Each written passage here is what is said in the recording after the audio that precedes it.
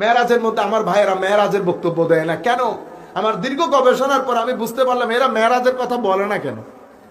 আমার মাথায় যেটা এসেছে, মেরাজ বলতে গেলে সুন্নি আকীদা সব এস্টাবলিশ হবে। আপনি যদি মেরাজের কথা বলতে চান, আমার নবীর নূরানিয়ত মেনে নিতে হবে, স্পষ্ট ভাষায় বলতে হবে সেটা। আপনি যদি মেরাজের কথা বলেন, তো আমার নবীর বেমেসাল মকামের কথা আপনাকে বলতে হবে, বেমেসাল শানে মুহাম্মাদি, এটা বলতে হবে। আমার নবীর মেরাজ যদি বলতে যান, তো আপনাকে অবশ্যই স্বীকার করতে হবে আম্বিয়ায়ে কেরাম কবরে জীবিত। আপনি যদি মেরাজ বলেন, আপনাকে এটা বলতে বাধ্য হবেন যে নবীরা দুনিয়া থেকে চলে গেলেও আমাদের উপকারও করতে পারে, অপকারও করতে পারে। মুসা নবী নামাজে 5 ওয়াক্ত পড়তেছেন, এটা মুসা নবীর কারণে, এটা মুসা নবীর কারণে।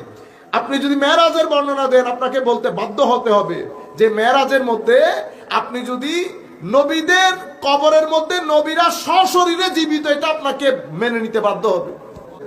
আপনি যদি মেরাজের কথা বলেন, তো মেরাজের মধ্যে আপনি বলতে বাধ্য হতে হবে যে আমার নবীর একটা শান আছে, এটা হাকিকতে মুহাম্মাদি, এটা হাকিকতে মুহাম্মাদি। মেরাজের রজনীতে আমার নবী দেখছেন এক ব্যক্তি জান্নাতের মধ্যে আরামসে ঘোরাঘুরি করছে।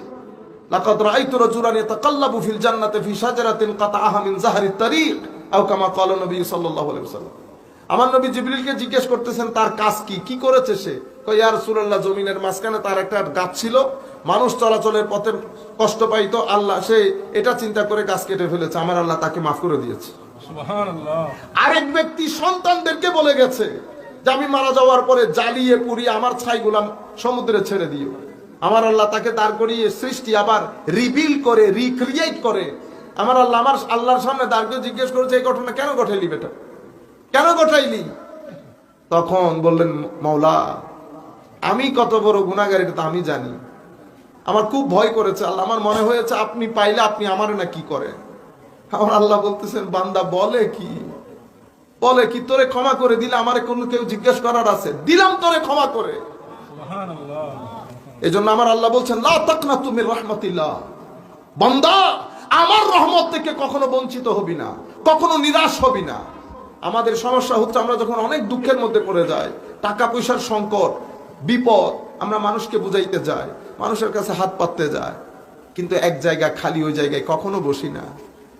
আজকের পর থেকে কখনো দুঃখে পড়ে গেলে কারোর সাথে শেয়ার করবেন, আল্লাহর দরবারে সিজদা দিয়ে চোখের পানি ফেলবেন।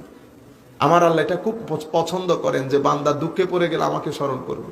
হাদিসে কুদসি তাফাররাক লিইবাদাতি, আমার আল্লাহ বলছেন তোমার যখন কোনো দুঃখ, টাকা পয়সার দরকার, তুমি তখন আমার ইবাদতের মাধ্যমে আমার কাছে আসবা, আমি তোমাকে